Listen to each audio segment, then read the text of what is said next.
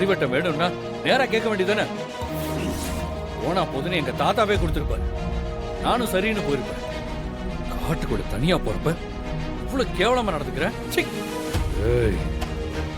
எதிர்த்து நின்று ஜெயிக்கிறவங்கடா நாங்க. நாள அது முடியாம தானே இப்படி குதிரைய சேதாரம் பண்ணி வச்சிருக்க.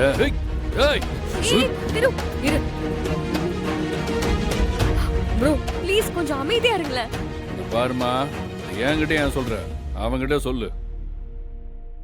கர்ணா கொஞ்சம் பேசாம இருக்க போறியா இல்லையா? பாரு, நமக்கு பரிவட்டம் கிடைக்க கூடாதுன்னு இவன் தான் ஏதோ பண்றான். இது பாருங்க, கர்ணா தோக்குறாள் கிடையாது. கர்ணா சொன்ன மாதிரி இவன் தான் குதிரை ஏதோ பண்ணிருக்கான். ரெண்டு குடும்பமும் அமைதியா இருக்கீங்களா? சரியான நேரத்துல எந்த சேதாரமும் இல்லாம புறவியை கொண்டு வந்தது திருதான். அதனால திருவோட குடும்பத்தை சேர்ந்தவங்க தான் பரிவட்டம்னு கோவில் கமிட்டி முடிவு பண்ணது.